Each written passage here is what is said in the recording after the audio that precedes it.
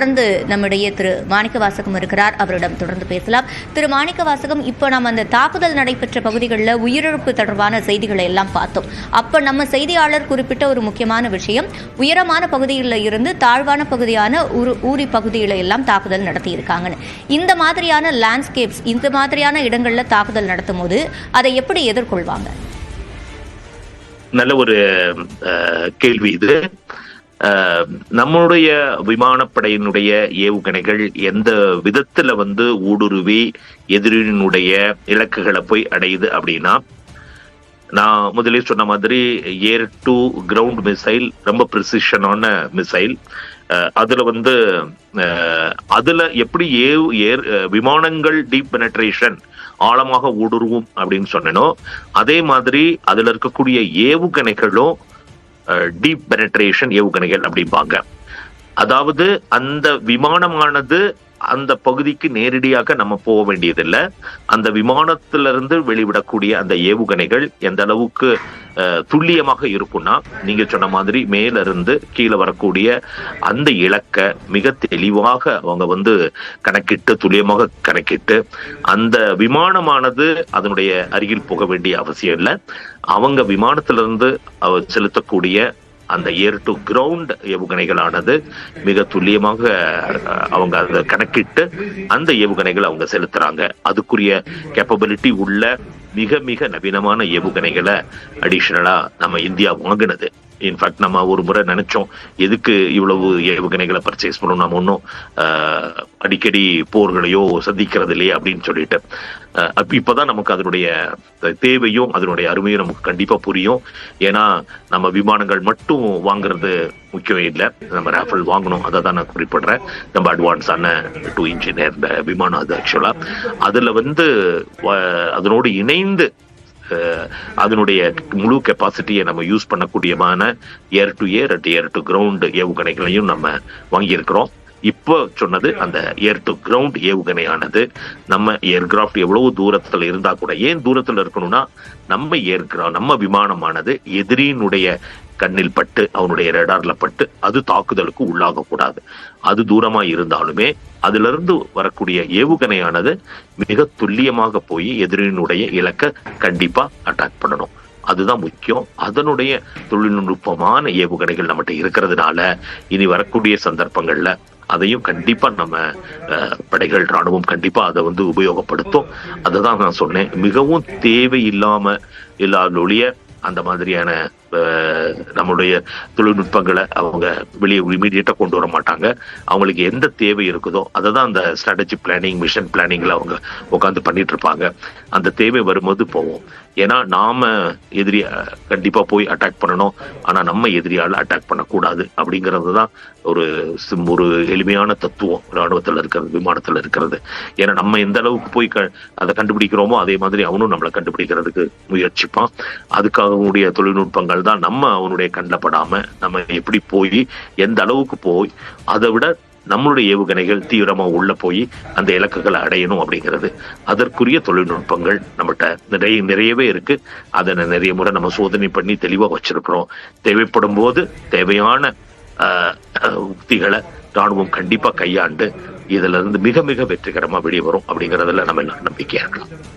பொதுவா இந்தியாவை பொறுத்த வரைக்கும் போர், தாக்குதல்கள் இதுல எல்லாம் வாலண்டியரா போகக்கூடிய ஒரு நாடு கிடையாது. ஆனாலும் காலத்துக்கு ஏற்ற மாதிரி தன்னை பலப்படுத்திக் கொள்றதுலையும் மேம்படுத்திக் கொள்றதுலையும் தொடர்ச்சியாக கவனம் செலுத்தி கொண்டேதான் வந்துட்டு இருக்கு. அந்த வகையில இப்ப இந்த தாக்குதல் முறியடிப்பு சம்பவங்கள், அதே மாதிரி பெஹல்காம் தாக்குதல் சம்பவங்கள், இதுல இருந்தெல்லாம் என்ன பாடங்களை இந்தியா கற்றுக்கொள்ளலாம்? இந்தியா கண்டிப்பாக இந்தியாவினுடைய முழு திறமையும் எந்த அளவுக்கு பவர்ஃபுல்லா நம்ம இருக்கோம் அப்படிங்கிறது இந்த மெசேஜ். அதுதான் நான் முதலே கூறினேன். இது பாகிஸ்தானுடைய தீவிரவாதத்தை முறியடிக்கிறதுக்காக ஆரம்பிக்கப்பட்ட உக்தியாவோ போராவோ இருந்தாலும் கூட இதனுடைய முழுமையான நோக்கமானது உலகத்துக்கு கண்டிப்பா புரிய வைக்கணும். இந்தியனுடைய திறமை என்ன, எப்படி இந்தியா தன்னுடைய எதிரிகளையும் தீவிரவாதத்தையும் கையாளும் அப்படிங்கிறத ப்ரூவ் பண்றதுக்கு இது ஒரு அருமையான சந்தர்ப்பம். இதை மிக மிக திறமையா வெற்றிகரமா நம்ம பண்ணிட்டு இருக்கோம். இந்தியா பிற நாடுகளோட அந்த டிப்ளமேட்டிக் ரிலேஷனை ஓரளவு நல்லாவே கொண்டு போயிட்டு இருக்க சூழல் இப்போ இருக்கு அப்படின்னு சொல்லலாம். அந்த வகையில் இப்போ இந்தியாவுடைய கெப்பாசிட்டி தொடர்பா உலக நாடுகள் இந்த தாக்குதல் சம்பவங்களை எல்லாம் என்ன பார்வையில் பார்க்க? முதலாவதாக இந்த ஏப்ரல் 22 தீவிரவாதம் நடந்தப்பே முழுமையான ஆதரவை எல்லா நாடுகளும் நேரடியாக அதனுடைய ஆதரவை இந்தியாவுக்கு தெரிவிச்சாங்க. சில நாடுகள் அது மத பின்னணி ஆகட்டும், வேற ஏதாவது ஒரு பின்னணி ஆகட்டும், அமைதியா இருந்தாங்க. அதுவே நமக்கு தெரிஞ்சது. அவங்க இன்டைரக்டா நம்ம எதிரிகளுக்கு சப்போர்ட் பண்றதுக்கு இருப்பாங்க அப்படின்னு நம்ம அதை பத்தி கவலைப்படல. ஆனா மிக மிக முக்கியமான நாடுகள் எல்லாமே அவங்களுடைய முழு ஆதரவை சொன்னாங்க. கண்டிப்பா ஒரு காலத்திலையும் தீவிரவாதத்தை அனுமதிக்க கூடாது. அதற்காக எந்த நடவடிக்கைகள் இந்திய ராணுவம் எடுத்தாலும் அதுக்கு முழு ஆதரவையும் ஒரே குரல்ல எல்லா நாடுகளும் கண்டிப்பா அறிவிச்சிருக்காங்க. அது நமக்கு ஒரு மிகப்பெரிய ஸ்ட்ரென்த். அதனால இது நம்ம ஐநா சபையில கூட நம்ம பண்ணக்கூடிய இந்த போர் முறைகளுக்கு கண்டிப்பா ஆதரவு இருக்கும். ஏன்னா இது தீவிரவாதத்தை முழுமையாக முறியடிக்கிறதுக்காக எடுக்கப்பட்ட போர். கண்டிப்பாக இதுக்கு ஆதரவு இருக்கும். சிலவங்க அமைதியா இருக்கலாம் வேறு காரணங்களால. ஆனா இதுவரைக்கும் யாருமே நம்ம பண்ணது தப்பு அப்படிங்கறத சொல்லல. அதுவே நமக்கு வெற்றி. திரு மாணிக்கவாசகம், அண்மை செய்தி ஒன்றை பார்த்துவிட்டு தொடர்ந்து பேசலாம். இந்திய ராணுவத்திற்கு ஆதரவாக போர் பேரணி நடத்தப்படும் என்று முதலமைச்சர் மு க ஸ்டாலின் அறிவித்திருக்கிறார். சென்னையில் நாளை மாலை 5 மணிக்கு இந்த போர் பேரணி நடத்தப்பட இருக்கிறது. இது தொடர்பான கூடுதல் விவரங்களை செய்தியாளர் அபினேஷிடம் கேட்கலாம். அபினேஷ், இந்த அறிவிப்பின் விவரங்கள். சிவரஞ்சனி, இந்திய ராணுவத்திற்கு ஆதரவு தெரிவிக்கும் விதமாக தமிழ்நாடு முதலமைச்சர் மு க ஸ்டாலின் நாளை மாலை 5 மணிக்கு சென்னையில ஒரு மிகப்பெரிய பேரணி நடைபெறும் என அறிவித்திருக்கிறார். பாகிஸ்தானின் அத்துமீறலுக்கும் தீவிரவாத தாக்குதலுக்கும் எதிராக வீரத்துடன் போர் நடத்தி வரும் இந்திய ராணுவத்திற்கு ஒன்றுபட்ட ஒற்றுமையும் ஆதரவையும் வெளிப்படுத்த வேண்டிய ஒரு தருணமாக இது இருப்பதாக முதலமைச்சர் குறிப்பிட்டிருக்கிறார். அதனை வெளிப்படுத்தும் வகையில் நாளை மாலை 5 மணிக்கு சென்னை கடற்கரை அருகே இருக்கக்கூடிய, அதாவது லைட் ஹவுஸ் அருகே இருக்கக்கூடிய டிஜிபி அலுவலகத்திலிருந்து முதலமைச்சர் மு க ஸ்டாலின் தலைமையில முன்னாள் படை வீரர்கள், அமைச்சர்கள், பொதுமக்கள், மாணவர்கள் பங்கு பெறக்கூடிய இந்த பேரணி என்பது நடைபெறும் என முதலமைச்சர் அறிவித்திருக்கிறார். டிஜிபி அலுவலகத்திலிருந்து, காமராஜர் சாலையில் இருக்கக்கூடிய டிஜிபி அலுவலகத்திலிருந்து தொடங்கக்கூடிய அந்த பேரணி தீவுத்திடல் அருகே இருக்கக்கூடிய போர் நினைவு சின்னம் அருகே நிறைவு பெறும் என்றும் முதலமைச்சர் அறிவித்திருக்கிறார். இந்த பேரணி என்பது இந்திய ராணுவத்தின் வீரத்தையும் தியாகத்தையும் அர்ப்பணிப்பையும் போற்றுவதற்காக, தேச ஒற்றுமையை வலுப்படுத்துவதற்காக நடத்தப்படுவதாகவும் முதலமைச்சர் அந்த அறிவிப்பில் குறிப்பிட்டிருக்கிறார். தமிழ்நாட்டு மக்கள் இந்த பேரணியில் பங்கேற்று ராணுவத்திற்கு ஆதரவு தெரிவிக்குமாறும் முதலமைச்சர் மு க ஸ்டாலின் வேண்டுகோள் விடுத்திருக்கிறார். அந்த வகையில நாளை மாலை 5 மணிக்கு முதலமைச்சர் மு க ஸ்டாலின் தலைமையில இந்திய ராணுவத்திற்கு ஆதரவு தெரிவிக்கும் விதமாக ஒரு மிகப்பெரிய ஒரு பேரணியை தமிழ்நாடு அரசு அறிவித்திருக்கிறது. சிவரஞ்சனி, விவரங்களை வழங்கியமைக்கு நன்றி அபினேஷ். தொடர்ந்து முன்னாள் விமானப்படை அதிகாரி திரு மாணிக்கவாசகத்திடம் பேசலாம். இப்போ இந்தியாவை பொறுத்த வரைக்கும் தற்காப்பு நடவடிக்கைகளை தான் பெரிய அளவில் மேற்கொண்டிருக்கு. தற்காப்பு நடவடிக்கைகளை வெற்றிகரமாக மேற்கொள்ளும் அதே சூழல்ல இந்த தாக்குதல்கள் மீண்டும் மீண்டும் நடக்காம இருக்கிறத உறுதி செய்யறதுக்காக என்னென்ன செய்ய வேண்டியிருக்கும்? கண்டிப்பா. ஏன்னா நம்ம ஏப்ரல் 22 நடந்த அந்த தீவிரவாதம் மிக மிக யாராலையுமே பொறுத்து கொள்ள முடியாத, மன்னிக்க முடியாத ஒரு பெரிய தீவிரவாதம் அது. அதற்கான உரிய பதிலடியாக தான் நம்ம எதிர்பார்த்தது. இப்ப ஆபரேஷன் சிந்தூர் 1 ஆரம்பிச்சது, இன்னைக்கு ஆபரேஷன் சிந்தூர் 2 வந்திருக்கேன். ஆனா நம்ம இதை முடிக்கும் அது இது மட்டுமல்ல, இதற்கு முன்னாடி நடந்த போர்க்காலங்கள்ல கூட நம்ம ஒரு அந்த போர்க்கால முடிவு அப்படிங்கிறது வரும்போது எப்படி வரும்னா, நம்ம எதற்காக ஆரம்பிச்சோமோ அது இதுக்கு முந்தி நடந்த பங்களாதேஷ் வாரா கூட இருக்கலாம், அப்புறம் கார்கிலா இருக்கலாம், அது கடந்து வந்த போர்க்காலங்கள் கூட இருக்கலாம். அதற்கான தேவையை மட்டும் பண்ணிட்டு அதை நம்ம எப்பயுமே நிறுத்துறது கிடையாது. ஏன்னா இந்த சந்தர்ப்பத்தை பயன்படுத்தி இதற்கு மேலேயும் போய் இனி வரக்கூடிய காலங்கள்ல இமீடியட்டா அந்த மாதிரி ஒரு தீவிரவாதத்தையோ நம்மளை அட்டாக் பண்ண வேணுங்கிற எண்ணமே நம்ம எதிரிக்கு வர முடியாத அளவுக்கு ஒரு செய்தியை பதிவு செய்துட்டு தான் நம்ம ராணுவம் இதுல இருந்து வெளியே வரும் அப்படிங்கிறது நமக்கு கண்டிப்பா தெரியும். அவங்க அந்த உக்தியத்தான் கண்டிப்பா ஃபாலோ பண்ணுவாங்க. அதனால நம்ம இன்னைக்கு முடியும் அப்படின்னு நினைச்சா கூட அவங்க நாளைக்கு ஒரு முறை இன்னொன்று பண்ணி நம்மளுடைய பல எண்ணத்தையும் எல்லாத்துக்கும் அவங்களுக்கு தெரியும்படியா பண்ணிட்டு அப்பதான் அவங்க வந்து திரும்ப நம்ம எதிர்காலத்துல இமீடியட்டா திரும்ப இன்னொரு முறை தீவிரவாதமோ இல்ல நம்மளை வந்து அவங்க வந்து அட்டாக் பண்ணக்கூடிய எண்ணமும் வர முடியாத அளவுக்கு அவங்கள்ட்ட நம்ம ப்ரூஃப் பண்ணிட்டு தான் இது கண்டிப்பா அவங்க ஸ்டாப் பண்ணுவாங்க. அந்த உத்தியை கண்டிப்பா நம்ம ராணுவம் கையாளும். ஏன்னா நம்ம ராணுவத்தினுடைய கெப்பாசிட்டியை நீங்க பாத்தீங்கன்னா அதை வந்து நம்ம இப்ப இன்னும் நம்ம முழுமையா இல்லை, நம்ம இன்னும் மிக மிக கொஞ்சம் தான் இந்த இதுக்காக வேண்டி நம்ம பயன்படுத்திட்டு இருக்கோம். ஆனாலும் இந்த சந்தர்ப்பத்துல கண்டிப்பா அந்த மெசேஜ் ஆனது, அந்த செய்தியானது தெளிவா பாகிஸ்தானுக்கு மட்டும் இல்ல, அவங்களுக்கு ஆதரவு தரக்கூடியன்னு நினைக்கக்கூடியவங்களுக்கும் மற்ற நாடுகளுக்கும் ஒரு செய்தியை தெளிவா நம்ம பதிவு செய்துட்டு தான் இதை வந்து இந்த உக்திகளை, இந்த ஆபரேஷன்ஸ்களை கண்டிப்பா நம்ம நிப்பாட்டுவோம். அப்ப வந்து ஒரு தெளிவு எல்லாருக்கும் இருக்கும். இமீடியட்டா நமக்கு யாரும் வந்து நம்மளை பண்ண மாட்டாங்க. கண்டிப்பா அந்த அளவுக்கு ஒரு ப்ரூவ் பண்ணிட்டு தான் நம்ம இந்த நடவடிக்கைகள் நிற்கும் அப்படிங்கறதுல நம்ம உறுதியா இருக்கலாம். இப்போ இதற்கு முன்பே நாம பேசணும், ஊர் எப்படி வந்து ஒரு தாழ்வான பகுதியா இருக்கு என்பது பொறுத்து.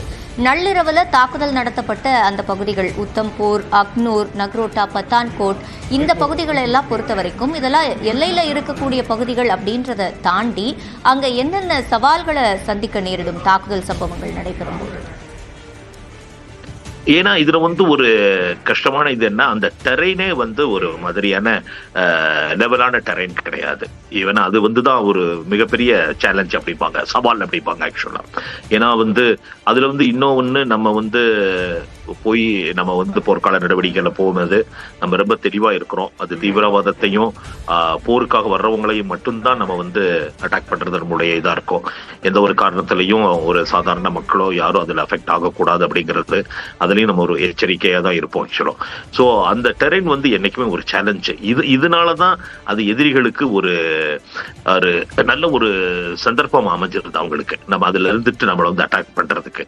பட் வந்து இப்ப நம்ம சமீப காலமா பார்க்கலாம் எந்த அளவுக்கு வந்து இப்ப இந்த காஷ்மீரையே வந்து நார்மலா ஒரு அங்க ஒரு தேர்தல் நடத்துற அளவுக்கு அந்த ஒரு காஷ்மீர் தயாரானதுன்னா நமக்கு தெரிஞ்சிருக்கலாம். அது வந்து ஒரு சாதாரணமான விஷயம் இல்லை.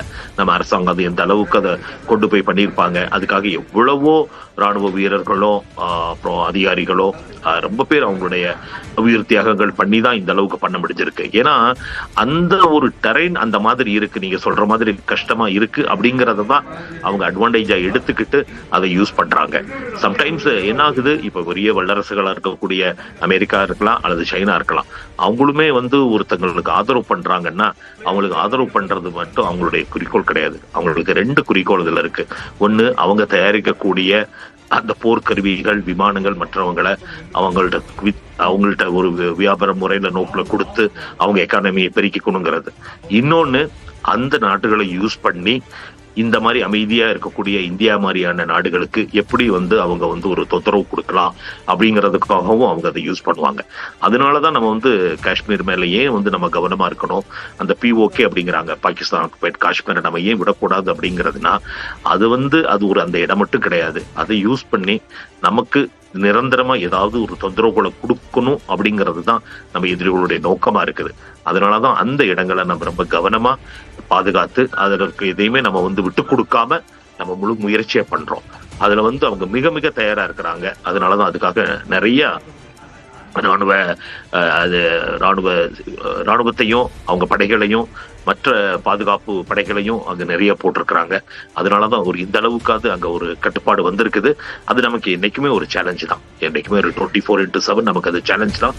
பட் அதை வந்து மிக நேர்த்தியான முறையில, திறமையான முறையில கண்டிப்பா அவங்க கையாளுவாங்க அப்படிங்கிற நம்பிக்கை நம்ம எல்லாருக்கும் இருக்கலாம். அந்த அளவுக்கு உலக நாடுகள் இந்த தாக்குதல் தொடர்பா ரியாக்ட் பண்றப்போ கோடிட்டு காட்டுற ஒரு விஷயம், இந்தியா பாகிஸ்தான் ரெண்டுமே அணு ஆயுதங்களை கொண்ட நாடு அப்படின்றத அவங்க கோடிட்டு காட்டுறாங்க. அந்த வகையில இந்த 2 நாடுகள் இந்தியா பாகிஸ்தானை பொறுத்த வரைக்கும் அணு ஆயுதம் சார்ந்து என்னென்ன கொள்கைகளை கொண்டிருக்கு? கண்டிப்பா அணு ஆயுதத்துக்குன்னு சொல்லி ஐநா சபையில கண்டிப்பான வரைமுறைகள் எல்லாமே இருக்குது. நம்ம வந்து அதுல ரொம்ப கவனமா இருக்கிறோம். நம்ம நம்ம அறிக்கைகள் விடும்போது நீங்க பார்க்கலாம், பாதுகாப்புத்துறையா இருக்கலாம், அது வெளித்துறை அமைச்சகமாக இருக்கலாம், மிக கவனமாக வெளியிடுறாங்க. ஆனா நம்ம எப்படிக்குமே தெரியும், நம்ம எதிரி கொஞ்சம் வேலை வளர்த்துட்டான் அப்படிம்பாங்க, அந்த மாதிரிதான் ஆக்சுவலா அவ்வளவு பெரிய இதுல இருந்து. அதனாலதான் அவங்க ஐநாவால அவங்க ரொம்ப கிரிட்டிசைஸ் பண்ணப்பட்டாங்க. ஏன்னா நாங்க உடனே எங்களுக்கு தேவைப்பட்டால் நாங்கள் அணு ஆயுதத்தையும் நாங்க உபயோகிப்போம் அப்படின்னு சொல்லிட்டு ஒரு வாரத்துக்கு முந்தையே அங்க இருக்கக்கூடிய பாதுகாப்புத்துறை, அப்புறம் அவங்க பிரதம துறையில இருக்கக்கூடிய அலுவலர்கள் எல்லாமே ஓப்பனா ஒரு ஸ்டேட்மெண்ட் விட்டாங்க. அது கண்டிப்பா அந்த அணு ஆயுத கொள்கையின் இதுக்கு எல்லை மீறல் கூடிய செய்தி. அது ஆக்சுவலா அவங்க அது பண்ண முடியாது அப்படிங்கிறது ரெண்டாவது விஷயம். அந்த மாதிரி ஒரு அறிக்கை விடுறதே தப்பு. அதனால அந்த வரைமுறைகளை இந்தியா ரொம்ப கேர்ஃபுல்லா ஹேண்டில் பண்ணும். ஏன்னா அதனாலதான் இந்தியாவுக்கு எப்பயுமே அந்த சப்போர்ட் இருக்குது. ஸோ அதுல இது மிக மிக கட்டுப்பாடான ஒரு விஷயம். நமக்கு கண்டிப்பா இருக்குது திறமை, ஆனா நம்மகிட்ட இருக்கு. ஆனா அது அவ்வளவு ஈஸியா நம்ம யூஸ் பண்ண முடியாது. ஏன்னா அது அவ்வளவு சாதாரணமான விஷயம் கிடையாது. அதனால அது ரொம்ப தெளிவா நம்ம யூஸ் பண்ணணும் அப்படிங்கறதுல இந்தியா கண்டிப்பா உறுதியா இருக்கும். கண்டிப்பா அதை நம்ம ஃபாலோ பண்ணணும். அதே மாதிரி ஆயுத இறக்குமதி அப்படின்னு பார்க்கும்போது, ஆயுத இறக்குமதி செய்யக்கூடிய நாடுகள்ல அதிக ஆயுதங்களை இறக்குமதி செய்யற நாடுகள் பட்டியல்ல இந்தியா 2வது இடத்துலயும், பாகிஸ்தான் 5வது இடத்துலயும் இருக்கு. பாகிஸ்தானுக்கு இருக்கக்கூடிய பொருளாதார பின்னடைவு என்ன அப்படின்றது எல்லாருக்கும் தெரிஞ்சதுதான். அப்படி இருந்தும் இந்த இறக்குமதியில மட்டும் எப்படி அவங்க இன்னும் இன்வெஸ்ட் பண்ணிட்டே இருக்காங்க? அவங்க எதுக்கு இன்வெஸ்ட் பண்ணிட்டு இருக்காங்கன்னா உங்க கேள்வியிலே பதில் இருக்கு. அவங்க எந்த அளவுக்குன்னா அங்க இருக்கக்கூடிய மக்கள் அது எந்த அளவுக்கு கஷ்டப்படுறாங்க அப்படின்னு சொன்னா, நம்ம சாதாரணமான சொல்லணும்னா அடுத்த வேளை சாப்பாடுக்கு இல்லாதவங்களுடைய எண்ணிக்கை அதிகமாயிட்டு இருக்கும் போதும் அவங்க 5வது இடத்துல இருக்காங்கன்னா, அவங்களுக்கு ஒரே எதிரி நான் என்னானாலும் பரவாயில்ல, ஆனா இந்தியாவை நான் விட போறதில்லை அப்படிங்கிற ஒரு கொள்கைனால அவங்க நாடுதான் மிக மிக எக்கனாமிக் முறையில எல்லாத்தையும் இழந்துட்டு இருக்காங்க அப்படிங்கிறது உலகத்துக்கு தெரிஞ்சது. அதுக்கு கொஞ்சம் பேர் இது சப்போர்ட் பண்ணி அந்த சப்போர்ட்ல அவங்க இருந்துட்டு இருக்காங்க. பட் இது நமக்கு அதிக நாள் அவங்களால அதை தாக்கு பிடிக்க முடியாது. கண்டிப்பா அதை தாக்கு பிடிக்க முடியாது அப்படிங்கிறது எல்லாருக்குமே தெரியும். நமக்கு தெரியும், நம்ம பட்ஜெட்ல நிதி நிலையில என்னைக்குமே ராணுவத்துக்குரியத எந்த ஒரு அரசாங்கம் வந்தாலும் அது ஒரு முறையும் நம்ம குறைக்கிறது இல்லை. ஏன்னா நமக்குரிய பார்டர்கள் எல்லாமே கொஞ்சம் எச்சரிக்கையா இருக்க வேண்டியது. அதனால அதுல நம்ம கண்டிப்பா நம்ம சரியான முறையில பண்ணிட்டு இருக்கோம். அதே போலதான் பாகிஸ்தான்ல அரசியல் நிலைத்தன்மை எப்படிப்பட்டது அப்படின்றதும் உலகம் அறிந்த விஷயம்தான். இப்ப நடக்கக்கூடிய இந்த விஷயங்கள் அங்க உள்நாட்டு அரசியல்ல என்ன தாக்கத்தை ஏற்படுத்தும்?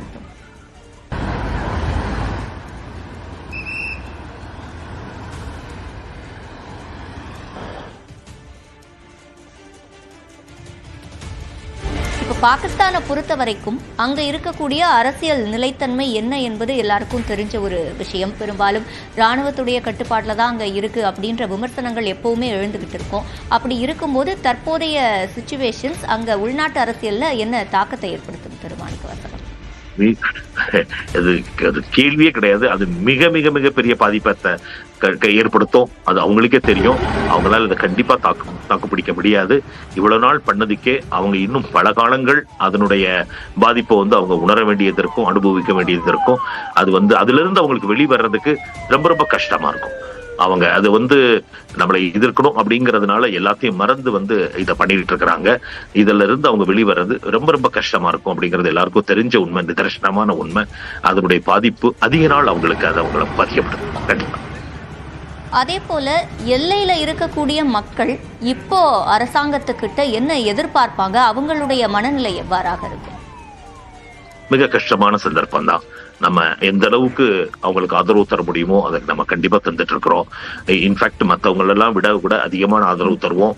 இந்த மாதிரி போர்க்கால நடவடிக்கை இருக்கும்போது அவங்க இன்னுமே இப்ப பார்த்தோம், தமிழ்நாடு முதல்வர் சொன்ன மாதிரி எல்லா மாநிலம் எல்லா மக்களும் இந்திய மக்களும் அவங்களுக்கு என்னென்ன பண்ண முடியுமோ அந்த மாதிரி இந்த போர்க்காலங்கிறதுனால அதிகப்படியான ஆதரவுகளை கொடுத்து அவங்க மனநிலை முதல்ல சரியாகணும், அவங்களுக்கு அந்த பயத்தை விட்டு வெளியே வரணும், அதுக்கப்புறம் அவங்க நிதிநிலை வாழ்க்கை நிலை சரியாகணும். அதுக்காக வேண்டி கண்டிப்பான ஆதரவை நம்ம அரசாங்கமும் தரும். நம்ம மக்கள் இந்திய மக்கள் அதுல என்னைக்குமே ஒரே சகோதரத்தோட வாழக்கூடியவங்க. கண்டிப்பா எல்லாரும் சேர்ந்து அதுக்கு சப்போர்ட் பண்ணுவாங்க. அவங்க அதுல இருந்து வெளியே கொண்டு வர்றதுக்கு எல்லா விதமான முயற்சியும் நம்ம அரசாங்கமும் நம்ம மக்களும் கண்டிப்பா பண்ணுவாங்க. அதனால நம்ம நாடு இதுல இருந்து மிக விரைவாக அதுல இருந்து வெளியே வர்றதுக்கான எல்லா சாத்தியக்கூறுகளும் நமக்கு இருக்குது.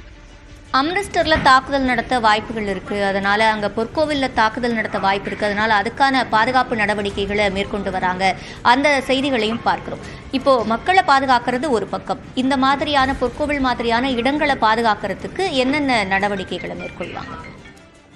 அதுக்காக வேண்டிய தனிப்பட்ட படைகள் இருக்குது. நீங்க இன்னைக்கு பாத்தீங்க, நேத்தே டெல்லியில தாஜ்மஹால், பிரதமர் இல்லம் மேற்கொண்ட இடங்கள்ல ஆரம்பிச்சது. மிக முக்கியமான இந்த நினைவு கட்டிடங்கள் எல்லாத்திலயுமே அவங்க அலர்ட் பண்ணியிருப்பாங்க.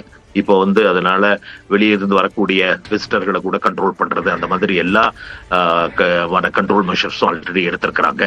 அதனால எந்த ஒரு சந்தர்ப்பத்திலையும் எதுவும் பாதிக்கப்படாத அளவுக்கு அவங்க அந்த எச்சரிக்கை நடவடிக்கைகள் நாட் ஒன்லி எல்லைப்புறத்துல மட்டும் இல்ல, நாடு முழுவதும் அந்த உணர்வு வந்துருச்சு. அதற்குரிய ஏற்பாடுகள் முழுமையான முறையில இருக்குது.